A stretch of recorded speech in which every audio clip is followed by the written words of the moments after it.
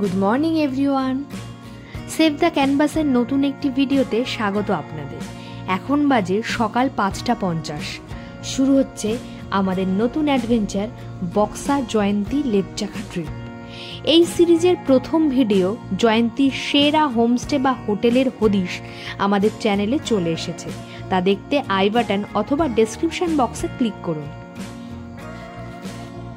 এখন বাজে 6:10, বেরোচ্ছি বক্সা জয়ন্তীর উদ্দেশ্যে। আমরা উত্তর দিনাজপুরের চোপড়া 3 মাইল থেকে যাত্রা শুরু করলাম। এখান থেকে শিলিগুড়ি 50 কিলোমিটার। শিলিগুড়ি থেকে ময়নাগুড়ি, হাসিমারা, আলিপুরদুয়ার মোড় হয়ে আমরা যাব ডুয়ার্সের রানী জয়ন্তীতে। ঘুম পাচ্ছে বলে দাঁড়ালাম, ভীষণ হাওয়ায় আমার চোখ বন্ধ হয়ে যাচ্ছে, তো ঘুমানো তো যাবে না, সেই জন্য বললাম একটু দাঁড়াও তো।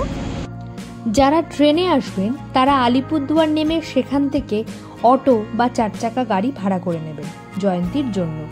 অটো 700 থেকে 800 টাকা এবং গাড়ি 1000 থেকে 1200 টাকা নেবে। সময় লাগবে অটোতে 1 ঘন্টা এবং গাড়িতে আধ ঘন্টা।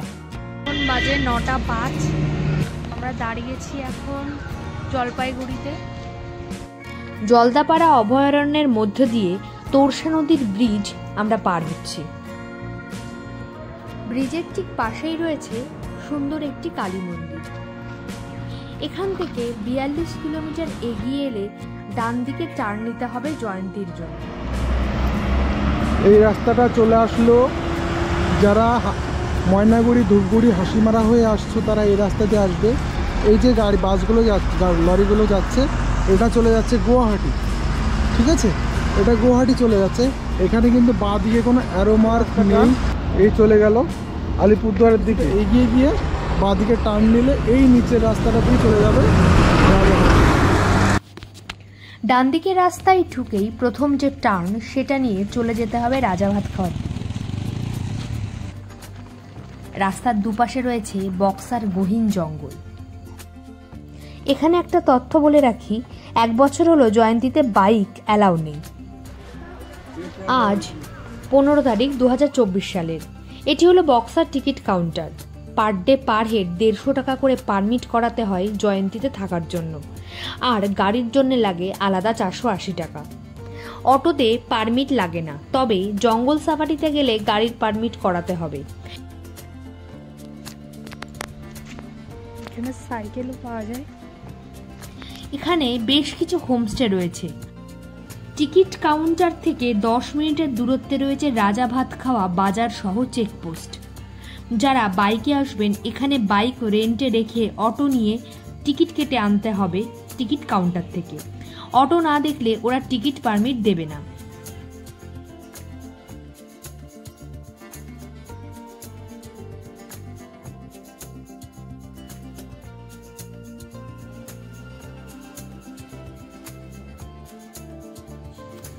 রাজাভাতখাওয়া চেকপোস্ট থেকে পারমিট দেখিয়ে 14 কিলোমিটার এলেই পৌঁছে যাবেন জয়ন্তী। এইটা রাজাভাতখাওয়া থেকে এলাম, এসে এটাকে বলা হয় জয়ন্তী মোড়।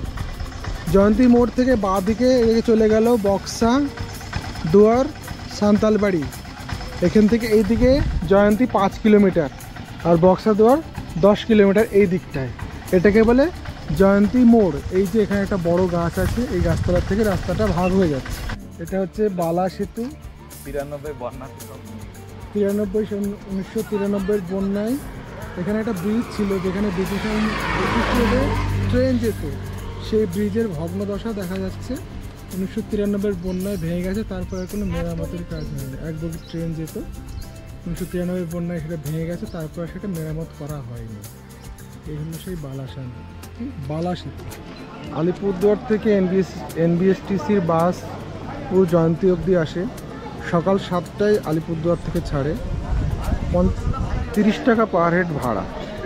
সেই বাসটায় এই জয়ন্তী, এখান থেকে এই যে জয়ন্তী বাজার, এখান থেকে আবার 9টায় ব্যাক করে আলিপুরদুয়ারের উদ্দেশ্যে। ঠিক 9টায় যাওয়ার পথেও ভাড়া সেই 30 টাকা পার হেড। আলিপুরদুয়ার থেকে বিকেল 2টোর সময় আবার একটা আসে, আবার এখান থেকে সেটা বিকেল 4টেই ছাড়ে। এখন বাজে সকাল 11টা। আমরা পৌঁছালাম জয়ন্তী রিভার বেডে। নদীর পাশেই রয়েছে আমাদের হোটেল ওয়াইল্ড ফ্লাওয়ার। বর্তমানে সবথেকে ভালো হোটেলগুলির মধ্যে এটি অন্যতম। হোমস্টে হিসাবে থাকলে ভাড়া পার হেড 1200, আর শুধু হোটেল হিসাবে থাকলে 1500 টাকা পার ডে পার রুম। নতুন গড়ে ওঠা এই হোমস্টে খুবই সুন্দর, পরিষ্কার ও মন ভালো করে দেওয়ার মতো। দোতলা ও 3 তলায় 2টো করে রুম আছে, তবে 3 তলার ভিউ অনেক বেশি মনোরম এবং সুন্দর। সামনে রয়েছে জয়ন্তী রিভার বেড, বর্ষাকালে এখানে থাকে জলমগ্ন, আর সামনে রয়েছে ভুটিয়া বস্তি এবং ভুটান পাহাড়। জয়ন্তী রিভার বেডের সামনে দাঁড়িয়ে আছি। আমার পেছনে জয়ন্তী রিভার বেড, যদিও জল নেই এখন। দুপুর 12:30 নাগাদ হোটেল বনান্তে খেতে গেলাম দুপুরের খাবার। জয়ন্তীর খুবই নামকরা হোমস্টে এই বনান্তে, তবে বর্তমানে এর থেকে অনেক ভালো হোমস্টে এখানে গড়ে উঠেছে। সকাল 10টা থেকে বিকেল 5টা পর্যন্ত অর্ডার ছাড়া এখানে খাবার পাওয়া যায়, তবে রাতের খাবার খেতে হলে বিকেল 5টার মধ্যে অর্ডার করে যেতে হবে। ছোট ছোট ঘর করে এখানে খাবারের স্থানটি বেশ মনোরম। অনেকগুলি আইটেমে সমৃদ্ধ ছিল। ভেজ থালি মাত্র 100 টাকায়, এছাড়া এগ থালি ছিল 125 টাকা, ফিশ থালি 180 টাকা এবং চিকেন থালি 200 টাকা। গরম গরম ভাতে দুপুরের কিন্তু আহার হলো বেশ তৃপ্তিময়। যে হোটেলে আছেন আগের থেকে সেখান থেকে ফোন করে সাফারি বুক করে নিন। এক গাড়িতে 6 জন ধরে দুপুর 12টার মধ্যে পৌঁছালে ওই দিন আপনি 2টো সাফারি করতে পারবেন। আর 3টে থেকে বক্সা কোর্ট সাফারি 1750 টাকা। একটি সাফারিতে সময় লাগবে আপনার 1.5 ঘন্টা করে। জয়ন্তী বাজার থেকে পুখরি লেকের মাছেদের জন্য আমরা নিয়েছিলাম 2টি মুড়ির প্যাকেট আর আমাদের জন্য একটি জলের বোতল। গাড়ির পারমিট না করানো থাকলে এখান থেকে তা করাতে হবে, আর আপনার নাম এখানে নথিভুক্তকরণ করতে হবে। যিনি পারমিট করান তিনি এখানে উপস্থিত নেই, তাই বললাম যে টাকাটা দিয়ে গাড়ির নাম্বারটা রেখে রাখলো। বললো ফেরার পথে টাকা এবং পারমিট দুটোই নিয়ে নিতে, ওটা আমাদের কোর্সা বাড়িতে কাজে লাগবে। কোথায় যাচ্ছি বলো এবার? আমরা এখন পুখরি লেক করতে যাচ্ছি। এখন বাজে 1:25। আমরা স্টার্ট করলাম আমাদের জিপ সাফারি, জঙ্গল সাফারি। এই যে জঙ্গলের মধ্যে দিয়ে রাস্তা দিয়ে আমরা যাচ্ছি পুখরি লেক। বেশিক্ষণ না, ঘন্টা 1.5-এর এটা একটা স্পট। 1 থেকে 1.5 ঘন্টার মধ্যে ফিরে চলে আসবো। তারপরে 3টে থেকে আছে আমাদের কোর এরিয়া সাফারি। বক্সার এই টাইগার রিজার্ভ অরণ্যে টাইগার তো আছেই, তবে তার দেখা পাওয়া একটু মুশকিল। তবে মাঝে মাঝে ফরেস্ট অফিসারদের কাছে তার পায়ের ছাপের খবর আসে। দেখতে পেলাম রাস্তার উপর একটা ময়ূর খেলা করছে। গাড়ি যেতে যেতে ময়ূরটা হয়তো উড়ে যাবে। ও পুরো পেখমওয়ালা ময়ূর গো।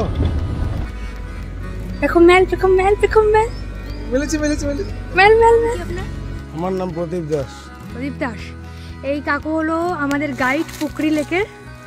আমরা শুরু করলাম 2টো বাজতে 15 বাসা দিয়ে 1.5 কিলোমিটার পথ। ট্রেকিংটা নেহাত খারাপ নয়, ভালোই খাটনি হচ্ছে। যদি খেয়ে সঙ্গে সঙ্গে এলাম তো সেজন্য হয়তো কষ্টটা একটু বেশিই হচ্ছে। আর দূরত্ব কম হলেও পুরো খাড়া রাস্তা তো, সেই জন্য। কি অবস্থা বলো, তোমার হালাত খারাপ? আমার যেতে ইচ্ছা করছে না, খাটনির জ্বালা।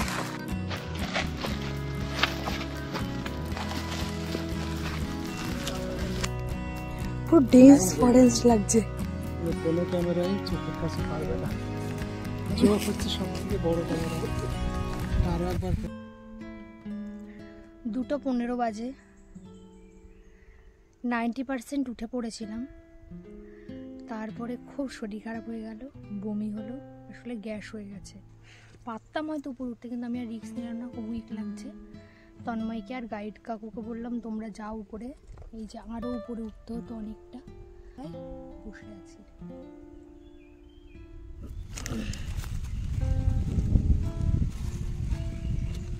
নাম না জানা পাখির ডাক, তার মধ্যে সরু পাহাড়ি রাস্তা দিয়ে হেঁটে চলেছি। এরই মধ্যে দেখা পেলাম সেই প্রতীক্ষিত পুখরি লেকে। একদম নিচেই চলে যাব। 2 প্যাকেট মুড়ি নেওয়া হয়েছে, খাওয়ালে ছিটালে নাকি প্রচুর ক্যাটফিশ দেখতে পাওয়া যায়। যেটা এখানকার বিশেষত্ব। বড় বড় ক্যাটফিশ, অনেক বড় বড়। পৌঁছে গেলাম এখানকার পবিত্র পুকুরি লেকে। পাশেই রয়েছে বন বেবির থান, আর এই পুকুরি লেকে রয়েছে অজস্র ক্যাটফিশ। এই লেকে এতটাই পবিত্র মানা হয় যে এই লেকের জলে কেউ নামে না, স্নান করে না। যেহেতু ওকে ওখানে একা বসিয়ে রেখে চলে আসলাম, তাই আর এখানে বেশি সময় নষ্ট না করে তাড়াতাড়ি চলে যাই। আমাদের কোর এরিয়া জঙ্গল সাফারি শুরু হয়ে গেছে। এটা পারমিট, গাড়ি প্রতি 480 টাকা। ব্যালেন্সটা ফেরত দেয়নি কিন্তু 20 টাকা। বিকেল 3:15 সময় শুরু করলাম বক্সা কোর সাফারি। এই কোর সাফারি অনলাইন বুকিং হয় না, হোটেল থেকে অথবা একটা নাম্বার স্ক্রিনে শেয়ার করে দিচ্ছি, চাইলে এখান থেকে বুক করে নিতে পারেন। বেশ একটা গা ছমছমের ব্যাপার, কিন্তু গা ছমছমের ব্যাপার কিন্তু একটা ওপেন জঙ্গলের মধ্যে দিয়ে আমরা যাচ্ছি। সমস্ত সব কিছু খাঁচার মধ্যে পড়া রয়েছে তা কিন্তু না, সব ছাড়া অবস্থায় রয়েছে, আমরা তাদের মধ্যে দিয়ে যাচ্ছি। যদিও যাচ্ছি বলা ভুল, নিয়ে যাওয়া হচ্ছে, দেখা পাবোই গ্যারান্টি নেই, সুতরাং ভয়েরও কিছু নেই, আনন্দর আছে অনেকটা। এটা বালা রিভার। শুনেছি কোর জঙ্গল সাফারিতে নামতে দেয় না, জাস্ট আমাদের একটু নামালো। নদীতে জল নেই, যদিও শুধু বালি আর বালি, কিছু দেখার আশাই। পার্টনারের শরীরটা ভালো না থাকায় সে রেস্ট নিচ্ছে রুমে, আর আমরা এখানে ঘুরছি।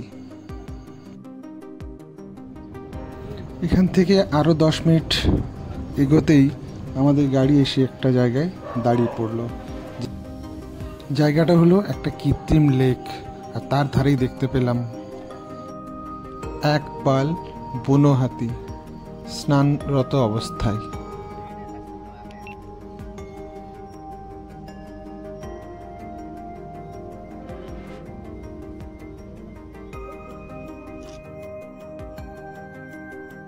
এক, দুই, তিন, চার, 5-6টা বাচ্চা আছে। 6-7টা বাচ্চা আছে, 3টে বড় আছে, এইটুকু 4টে বড়।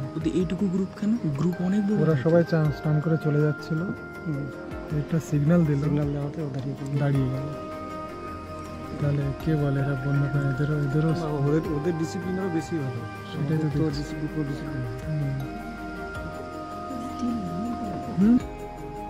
হাতি দেখলাম, ময়ূর দেখলাম, আর কি চাই? বাঘের আশা না করাই ভালো, করিও না। আর একটা জিনিস, বাইসনটা দেখলে 16 কলা পূর্ণ হয়ে যাবে। হাতি চলে যেতেই বাইসন এসে হাজির।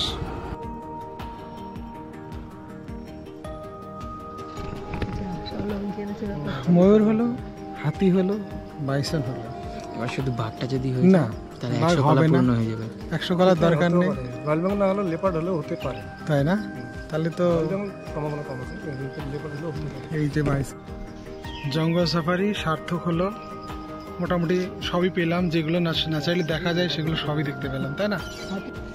কয়েক মিনিট আগেও না, কয়েক মিনিট পরেও না, একেবারে সময়ের লাকে আপনি এদের দেখা পেতে পারেন। হাতি, বাইসন, ময়ূর, আর কি চাই? সার্থক তো এখানেই কোর সাফারি। ফিরে চললাম হোটেলের পথে। সন্ধ্যায় খেলাম ভেজ পকোড়া, 100 টাকা প্লেট। হ্যাঁ, এটা মনে হয় আলুর তরকারি, আচ্ছা, এটা ডাল, এটা আমার বাড়ি থেকে আনা পাপড়, পোড়া এটা ভাজেনি কিন্তু পুড়িয়ে দিয়েছে, এটা পুরো হেলদি, সেকে দিয়েছে, ডিম ভাজা, একটা স্যালাড দিয়েছে, আলু ভাজা দিয়েছে, সুন্দর খাবার। সুন্দর খাবার। যেহেতু ভেজ থালি নেওয়া হয়েছে, এটা কিন্তু পুরো 100 টাকা, ডিম ভাজার জন্য কত নেবে সেটা এখন এই ঝোলগুলো এটা খুব প্রিয় আমার। টেস্ট করে বলো কেমন টেস্ট, বলো খাবারের। পকোড়ার মতো, পকোড়ার মতো ভালো খেতে। আলু কোয়াশের তরকারি করেছে, ধনেপাতা দিয়েছে, যার জন্য একটা স্বাদটা অন্যরকম হয়েছে, খুব সুন্দর। সকাল 6টার সময় সামনের ভুটিয়া বস্তি পাহাড়ের গা ঘেঁষে দেখা দিল সূর্যি মামা। খাখা নদীবক্ষ দেখে মনে হলো বর্ষায় এই সুন্দর রূপ দেখতে আবার আসবো এখানেই। জয়ন্তী রিভার বেডে হাঁটছি, একটা জিনিস দেখাবো আপনাদেরকে, মজাদার জিনিস, সেটা দেখানোর জন্যই যাচ্ছি। দেখুন দাদা কেমন লাগছে। এখানে আগে রেল চলতো। বাজারের পাশে ছিল স্টেশন। 1950-60 সালেও রেল চলতো। আলিপুর জংশন থেকে জয়ন্তী নিয়মিত। আগে জয়ন্তী রিভার বেডের উপরে ব্রিজ ছিল, এই ব্রিজটি ওপরে ওপাশে চা বাগানও ছিল। বাসও চলতো এই ব্রিজ দিয়ে। এই ব্রিজ দিয়েই কমিউনিকেশন চলতো আলিপুরদুয়ারে। 1993 সম্ভবত ভীষণ বন্যায় ব্রিজটি ভেঙে যায়, তারপর আর তৈরি হয়নি। 1915-তে তৈরি হয় ব্রিজটি। ব্রিজের ধ্বংসাবশেষ রয়েছে এখানে। পুরনো ছবি দেখলে বোঝা যাবে বালি পাথর নুড়িতে মাটিতে রিভার বেড এখন প্রায় 30 ফুট উঁচু হয়ে গেছে। এই নদীতে বর্ষাকালেই শুধু একমাত্র জল থাকে। বর্ষার পরে এলে নদীর অপরূপ রূপ দেখতে পাবেন। সামনে রয়েছে ভুটিয়া বস্তি, আর এই পথ দিয়ে সোজা গেলে মহাকাল মন্দির। ভিডিওটি এখানেই শেষ করলাম। এর পরের পার্টে থাকছে বক্সা ফোর্ট ও লেপচাখা ট্রেক। নমস্কার।